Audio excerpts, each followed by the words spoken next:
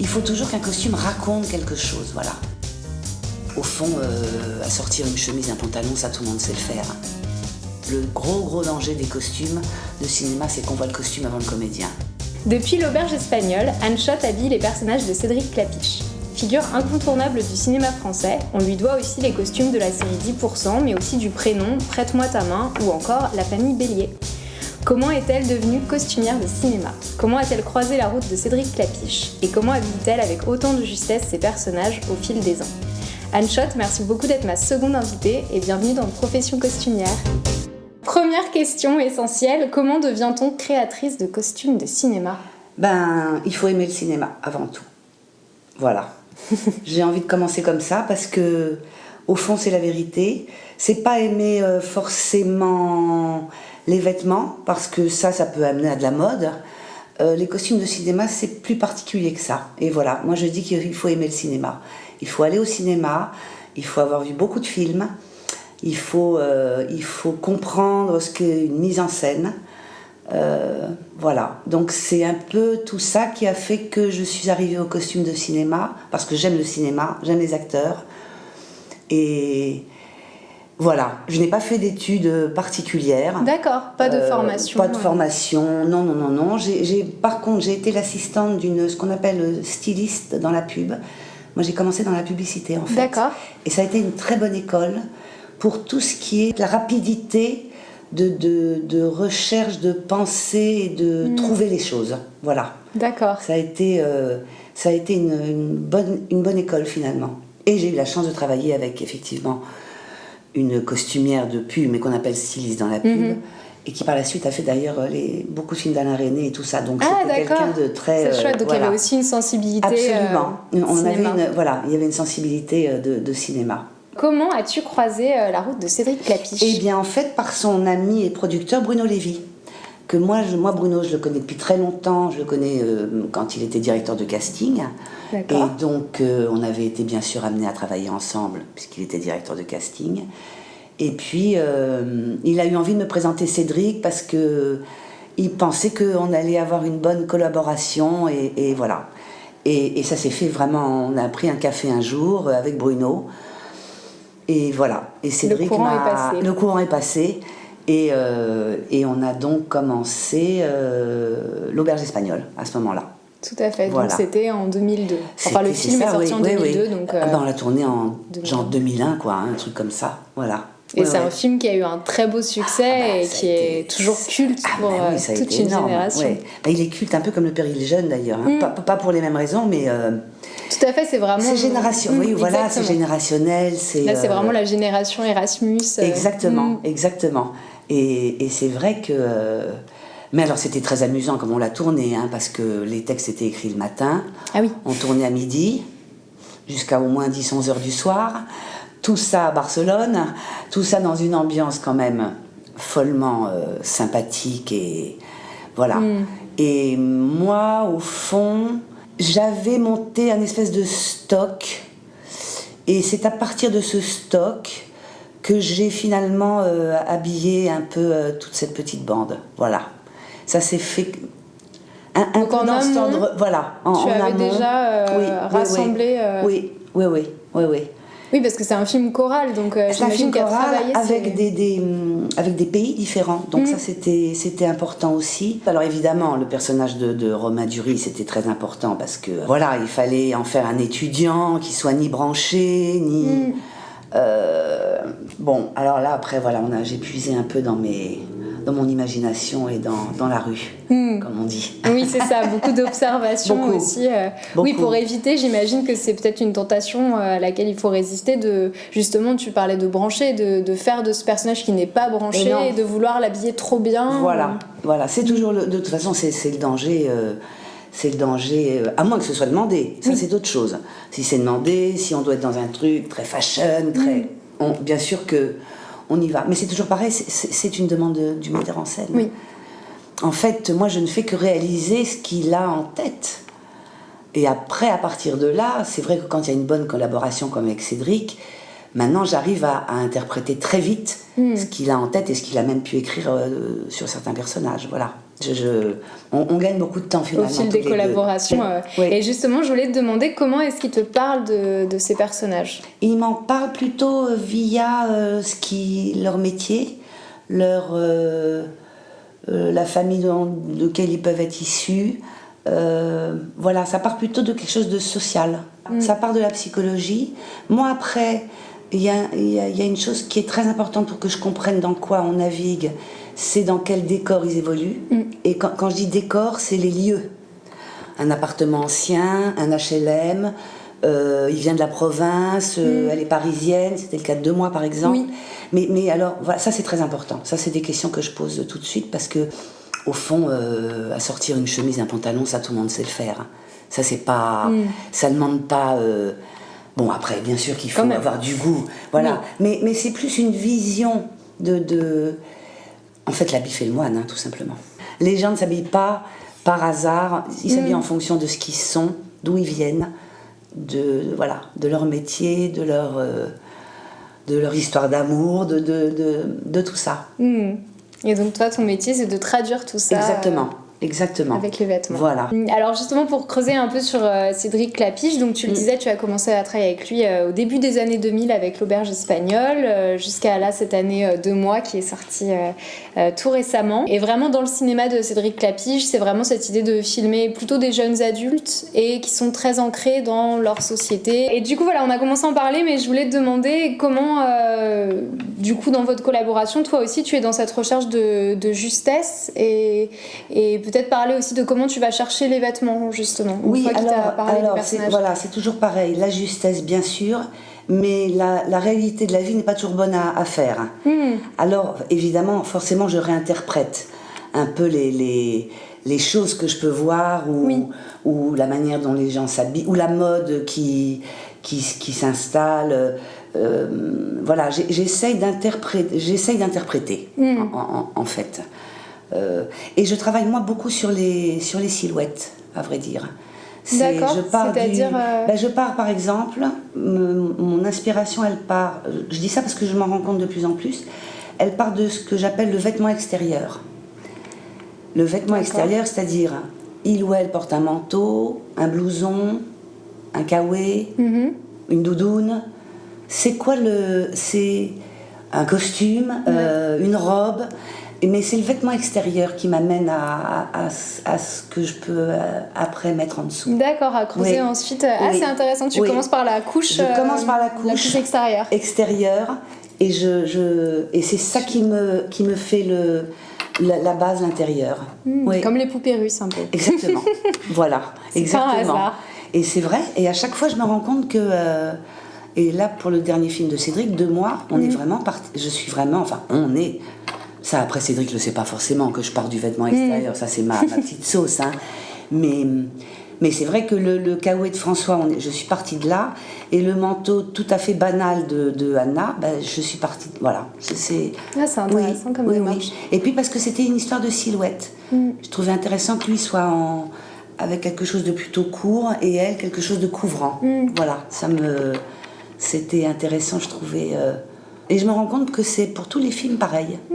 Donc et puis c'est vrai que dans ce que les vêtements montrent de nous, c'est vrai que le manteau ou la veste, c'est vraiment ce que les gens voient à l'extérieur. C'est vraiment la protection quand même. Se protéger ou ne pas se protéger. Donc ça révèle forcément quelque chose de son état psychologique. Donc on parlait d'inspiration et je me demandais comment tu t'inspires pour tes Mais je m'inspire contemporains. beaucoup aussi de la rue. Et il peut m'arriver de m'installer à une terrasse de café pendant 1 heure dans certains quartiers de Paris et de regarder et d'observer. Et généralement, il se passe des choses. Les idées viennent. Les idées viennent. Même si je les réinterprète, mais tout de même... oui, c'est Jean-Paul Gaultier d'ailleurs qui disait ça. Il disait qu'il s'était beaucoup inspiré de la rue pour toutes ses créations finalement. Donc comme quoi... Tu te poses la question parfois de est-ce que ça va être démodé, est-ce que c'est-à-dire ça représentera une époque? Non, c'est pas est-ce que ça va être démodé, mais est-ce que ça ne va pas être pittoresque dans 10-20 ans, voilà. Ça, c'est plus ça ma préoccupation. Le pittoresque, ça j'aime pas beaucoup. Même sur un personnage, une bourgeoise ou une femme de ménage, au fond, moi, j'aime pas beaucoup faire du pittoresque, comme j'appelle. Voilà, c'est pas parce qu'on est une femme de ménage qu'on s'habille mal. Oui. Et c'est pas parce qu'on est Ce une que tu as bourgeoise traité qu'on s'habille dans bien. Ma part du gâteau Voilà, ou exactement. avec la tenue Voilà. de Karine Viard. Exactement. C'est Ouais, pas... J'aime pas trop... oui, des dans le caricatures. stéréotype. Non. Ouais. Par contre, après, il y a des choses, c'est vrai, mais des choses plus pratiques selon ta fonction sociale. Tu vas t'habiller quand même en fonction de ta fonction sociale. Mais bon, voilà. Oui, à partir de ça, on a quand même une marge de... Il y a quand même une marge de manœuvre. Hein, voilà.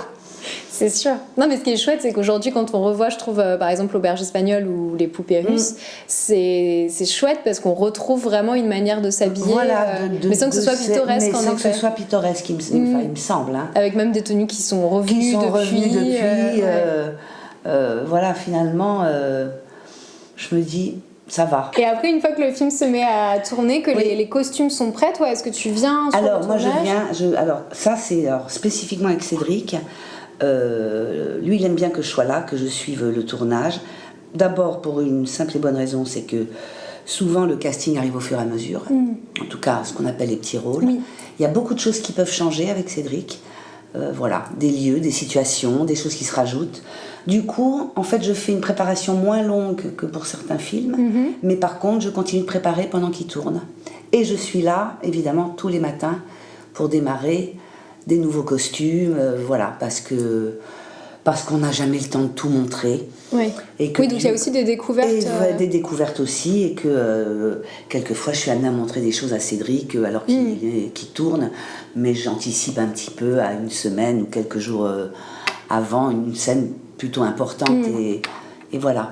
Et il y a des changements parfois où une tenue était prévue et puis le jour où... Ah oui. Où tu changes aussi toi-même d'avis. Ouais. Ah, moi je change d'avis souvent, oui. Parce que tout d'un coup on se trouve dans un décor, tout d'un coup il y a quelqu'un où il y a d'autres petits rôles, les couleurs, tout ça. Et des mariages des mariages qui collent pas. Et ça, on ne peut pas toujours savoir en amont, ces choses-là. C'est quand même... Enfin, moi, comme je dis toujours aussi, un film, ça se fabrique. Et ça se fabrique à partir du moment où on tourne. Et même pour un metteur en scène, au fond. Oui. On a beau faire des storyboards, de se caler, on arrive à se caler sur les grandes lignes. Mais après, il y a tout un petit tricotage et qui est très important. Et qui plus est sur les films de Cédric, où il y a quand même beaucoup de petits rôles. Voilà. Et les petits rôles sont aussi importants que les principaux. Oui, ça fait vraiment aussi la beauté de son cinéma. Oui. Et c'est pour ça qu'on aime ce qu'il fait. Oui. C'est aussi... Dans 2 mois, notamment, c'est vrai qu'ils sont fantastiques, tous ces petits personnages. Tous ces petits personnages, ils sont super. Et dans tous ces films, c'est comme ça. Ouais. Et c'est pour ça qu'on aime son cinéma. C'est vrai. Donc c'est important d'être là au quotidien. Et ben voilà. Tout à fait. Dans 2 mois, comme dans ce film précédent, Cédric fait une petite apparition. Oui. Donc est-ce que c'est toi aussi qui l'habille ? Oui. Alors, où je l'habille, où il me dit, écoute, j'ai ça à la maison, qu'est-ce que t'en penses ? Je dis, parfait Cédric, t'as ça, et puis moi j'ai ça de mon côté. Et avec ce petit mélange-là, on est parfait. Et voilà, on s'organise. Oui, ça fonctionne très bien, là, en tant que psy. Oui. On y croit tout à fait. On y croit tout à fait. Après, justement, en regardant les films sur lesquels tu as travaillé, je me suis rendu compte qu'il y avait des comédiens que tu avais retrouvés régulièrement, par exemple Romain Duris, bien sûr, mais aussi Karine Viard, Cécile de France. Oui. J'ai noté, par exemple, ces noms-là. Est-ce que ça change quelque chose dans... Non. J'ai un regard... c'est extrêmement professionnel à chaque fois. Voilà. Tu vois le personnage, tu réfléchis je vois au le personnage, je fais les essayages de la même manière que si je ne les connaissais pas. Je me dis toujours que je découvre ces actrices. Très bien. Oui, c'est commencer avec un œil neuf, quel que soit le projet. Toujours. Alors, autre question, justement, donc on parle de tes costumes. Est-ce qu'il y a un ou des costumes dont tu es particulièrement fière ? Alors, tu as envie de me parler ? En fait, pas du tout. D'accord. Mais par contre, ce dont je suis fière, c'est des metteurs en scène ou des metteuses en scène avec qui je travaille. Voilà, ça c'est la seule réponse que je peux donner.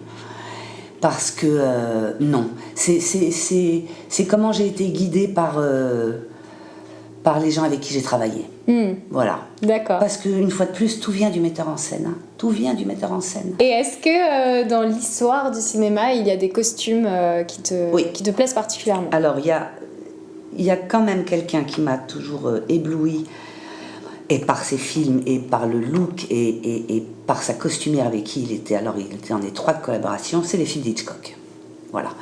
Et il avait, c'est vrai, une costumière absolument formidable, qui s'appelait Edith Head, et qui a fait quand même des choses formidables, dans le sens où alors que c'est de l'époque, hein, quand même. Mais moi, je trouve que c'est absolument pas démodé. Oui, je suis d'accord, c'est une grande figure. C'est une grande figure du costume. Vraiment, pour moi, c'est la plus grande. Et puis, il y a quelque chose de très stylisé, de très brut, en fait, dans les films d'Hitchcock, dans ses costumes, et ses décors aussi, d'ailleurs. Oui.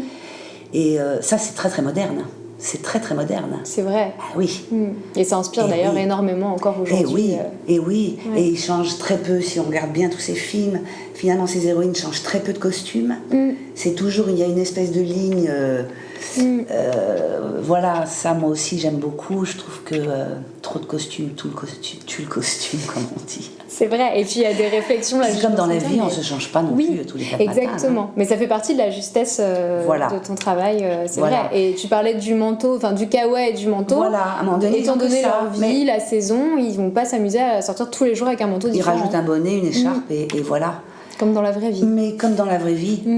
Et parce que aussi, ce sont des personnages qui ont été écrits comme ça. Oui. Une fois de plus, ce serait un personnage qui aurait des tocs sur les vêtements. Oui, exactement. Alors là, on la ferait changer. Très mondain. Voilà.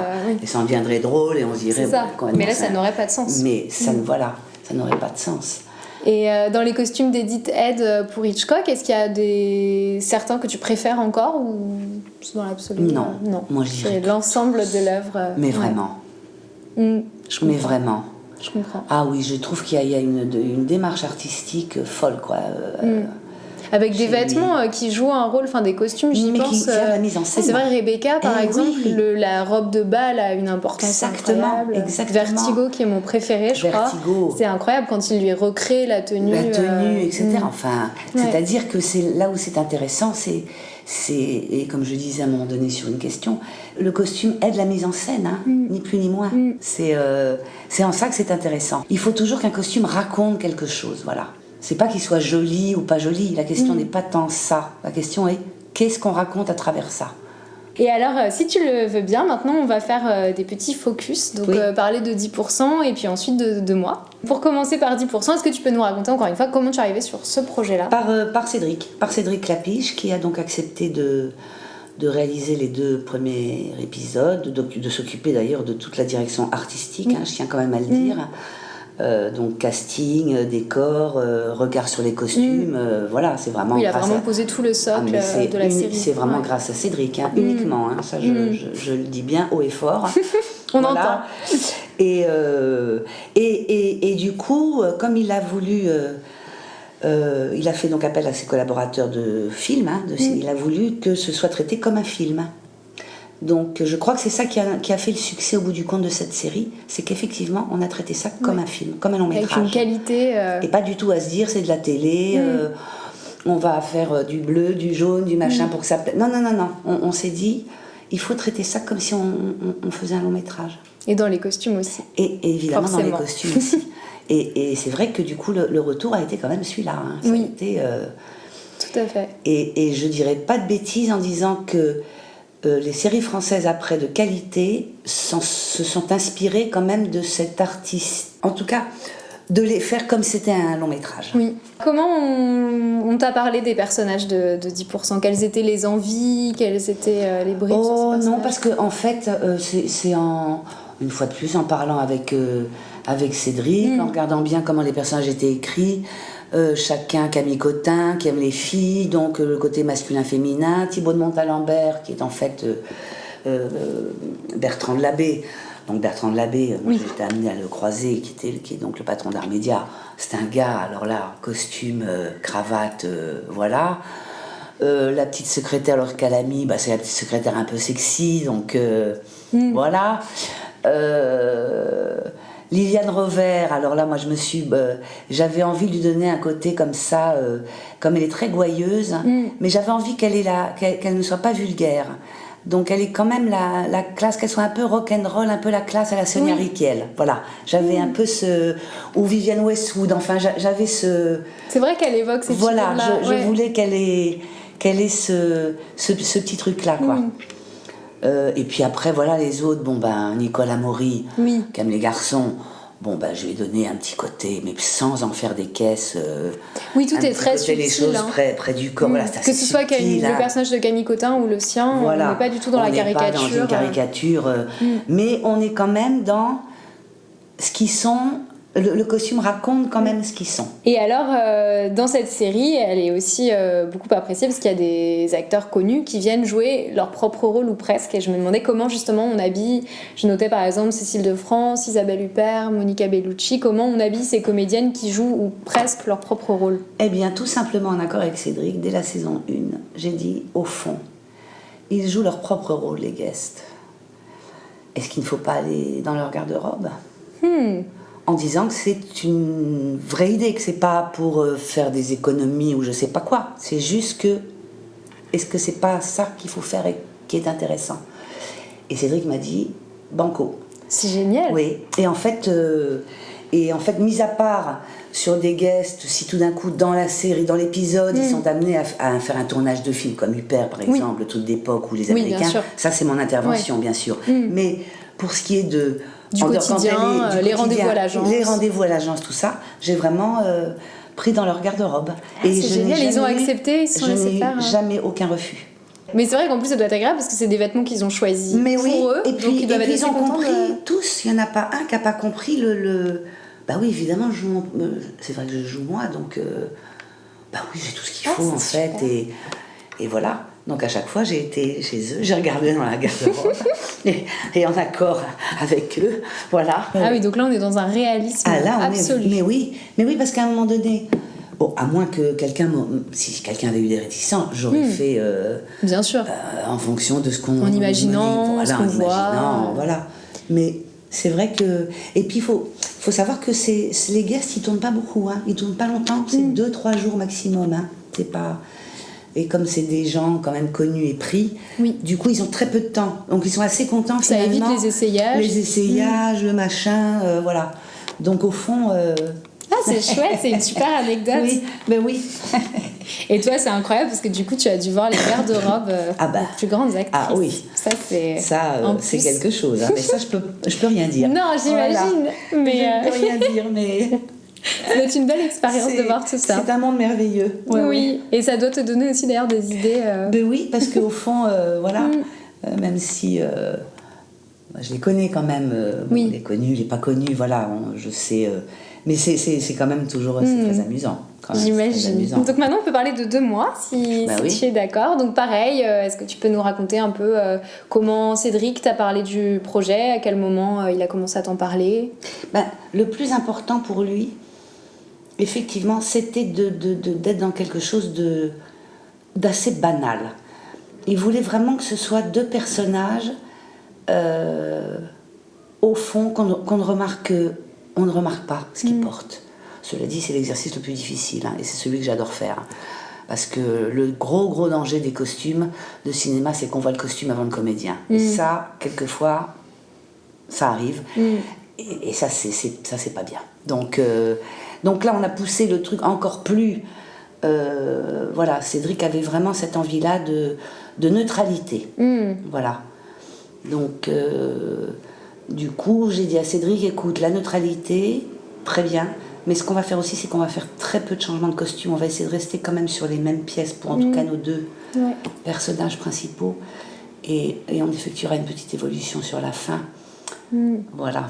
Oui, à laquelle j'ai été sensible. Mais c'est vrai que c'est très intéressant quand on regarde ce point-là, parce que c'est vrai que c'est tout un travail sur les couleurs neutres, en fait. Absolument. Et l'absence d'imprimé, tu parlais d'imprimé. Des couleurs neutres, des gros pulls, voilà. Oui, s'envelopper, se protéger. Et ne pas se faire remarquer. Exactement, exactement. Et puis surtout, dans un état comme ça de mini-dépression, tout de même, il fallait vraiment en tout cas qu'elle ne soit pas du tout coquette. Voilà. Voilà, ça c'était très important. Et c'est pas toujours facile avec une Anna Girardot qui est quand même ravissante. C'est vrai. Mais qui a joué le jeu en plus. Elle a très bien compris. Et au fond, je pense que c'est réussi. Voilà, il fallait vraiment pas qu'elle soit ni coquette, ni branche. Fallait qu'elle s'oublie, qu'elle oublie ce qu'elle était, sa féminité, tout ça, quoi, voilà. Et c'est très bien raconté, et donc pour ceux qui ont vu le film, sinon il ne faut pas écouter ce moment, mais c'est vrai que c'est très joli parce que à la fin du film, quand il commence à aller mieux, les couleurs et les imprimés, notamment pour elle, arrivent. C'est clair. Voilà. Et c'est très joli, elle a cette chemise avec le fameux petit chemisier qui m'a beaucoup touchée, avec les fleurs. Voilà. Et alors par contre, il y a un personnage qui porte beaucoup d'imprimés et qui a des tenues assez flamboyantes, c'est Camille Cotin, qu'on retrouve de 10%, mais qui là joue une psy. Mais oui, qui joue une psy, et c'est surtout qu'alors là, pour le coup, Camille, je l'ai traitée, Camille Cotin, je l'ai beaucoup traitée en fonction du décor. C'est-à-dire que quand j'ai vu les maquettes du décor, et ce que donc Cédric voulait en collaboration avec sa chef déco, là je me suis dit, il faut que je navigue pour la psychanalyse dans quelque chose un peu 7e arrondissement, un peu cool, mais en même temps chic, et des couleurs qui pour le coup marchent avec le décor. Oui, parce que pour ceux qui n'ont pas vu le film, c'est ça. Voilà. C'est très joli, et c'est des imprimés, les murs c'est des mélanges de fleurs, de tissus, c'est très fort. Voilà, le décor est fort, donc moi il fallait vraiment que je me colle. Et ça c'est un exercice intéressant à faire aussi. Oui, c'est chouette, parce qu'en plus je me suis dit que les costumes de ce personnage sont très à côté. Exactement. Et ça a dû être chouette aussi à travailler. Oui. Avec un côté un peu années 70. Voilà, exactement. Et en effet très chic, très 7e. Quand même chic, quoi, voilà, très 7e, quoi. Non, parce qu'en plus j'avais pas envie d'en faire juste le petit chemisier, le machin. Non, il fallait quand même que ça ait plus de... Voilà, oui, de cachet. Plus de cachet. Et ça fonctionne bien aussi en opposition, bien sûr, avec l'autre psy, François Berland, qui a un décor moins drôle, beaucoup moins drôle. Et lui, alors, clinique. Et un costume assorti. Exactement. Et plutôt du ton sur ton, voilà, parce que ça c'est une chose que j'aime bien faire aussi. Voilà, le ton sur ton, ça peut être vachement intéressant. Dernière question, est-ce qu'il y a un type de projet sur lequel tu aimerais particulièrement travailler ? Oh là là, c'est affreux, hein, parce que je n'arrive pas du tout à répondre à cette question. Non, moi tout me plaît à faire, tout dépend de qui le fait. Voilà. C'est encore une fois le réalisateur ou la réalisatrice mais c'est que ça, moi. Ouais. Moi, ma décision, elle ne se fait qu'en fonction de ça. Et évidemment, après, le casting aussi, c'est important. Voilà. Après, moi, je fais de plus en plus de théâtre. Ça me plaît beaucoup. C'est un exercice qui est complètement différent, mais qui est vachement intéressant artistiquement. Tu as commencé... Là, j'ai fait quelques pièces avec Martial Di Fonzobo. Et puis, j'ai fait une pièce dans le privé qui s'appelait Ramsès II. Une pièce qui s'appelait Croque-Monsieur aussi, mise en scène par Thierry Cliffat avec Fanny Ardant, qui était là plutôt de l'époque. Ah, je me sens avec une musique d'Alex Bopin. Exactement, voilà. Et là, je me suis beaucoup amusée à faire ça. C'était très chouette. Et là, je viens de faire les costumes d'une pièce d'après le film 7 ans de réflexion. Et j'aime bien faire du théâtre aussi. J'aime bien, je trouve que c'est... Alors, est-ce que tu peux nous parler un peu justement de la démarche, comment ça se travaille par rapport à un film ? Alors, ça se travaille pas pareil. Ça se travaille vraiment en fonction de la scène. Il faut penser que les acteurs sont en pied. On ne peut pas tricher. Il n'y a rien qui se triche. Il n'y a pas les couleurs, la lumière, je sais pas quoi, les cadres. Le spectateur sera face à ton costume. Voilà. Et du coup, il ne faut pas hésiter à quelquefois pousser le costume. Contrairement au cinéma où moi j'aurais tendance à repartir en arrière pour que ça se voit pas trop non plus, que ça raconte quelque chose, mais pas plus que ça. Au théâtre, il faut pousser le curseur, ouais. Et alors, cet temps de réflexion, justement... voilà. Comment tu fais par rapport au film ? Est-ce que tu t'en inspires ? Oui, j'ai quand même revu le film. Alors, je ne m'en suis pas inspirée parce que d'abord, c'est pas Marilyn Monroe qu'on a. Et ça, c'était une très bonne idée du metteur en scène. Il a pris une jeune actrice qui s'appelle Alice Dufour, qui est formidable d'ailleurs, mais qui est brune, qui n'a rien à voir avec Marilyn. Oui, donc là déjà on met un pas de côté. Donc déjà on met, voilà, et il en a fait une fille beaucoup plus, un personnage beaucoup plus candide que sexué comme l'était Marilyn, de manière générale, voilà. Donc j'ai quand même, j'ai revu le film, mais j'ai rien fait de semblable. Même la robe blanche, on l'a pas... Oui, j'allais te demander. Non. Alors par contre, il a fait un clin d'œil à la fameuse robe blanche, c'est-à-dire qu'à un moment donné, sur scène, il y a une espèce de soufflerie, mais elle est dans une petite robe, dans une robe bleue à petits pois, Et effectivement, la robe s'envole quand même. Voilà, ça c'était le petit clin d'œil, mais je n'ai pas suivi, non, j'ai pas suivi... Mais ce qui est d'autant plus intéressant d'ailleurs. Mais exactement. Par contre, j'ai plus suivi pour le personnage masculin, pour Guillaume de Tonquédec. Alors j'ai plus suivi la silhouette qu'a le comédien dans le film de Billy Wilder, c'est-à-dire les pantalons plutôt larges, taille plus haute, chemise, petite cravate. Je me suis inspirée du film parce que je trouvais ça vachement bien. C'était chouette ces costumes, c'est vrai que c'était des jolis donc, coupes qu'on voit plus trop. Voilà, donc mais pareil, hein, c'est une sorte de silhouette ça aussi. Oui, c'est vrai. Ah, c'est intéressant ces projets de théâtre. Oui, et donc ça c'est quelque chose que et tu ça, as envie ça de vient de continuer. oui, le théâtre, moi ça me plaît bien. Merci à Anne Schott d'être venue parler de son métier, de son approche du costume et de sa collaboration avec Cédric Clapiche. Vous pouvez retrouver Profession Costumière sur Instagram, @profession costumière. Si vous aimez l'émission, n'hésitez pas à en parler autour de vous.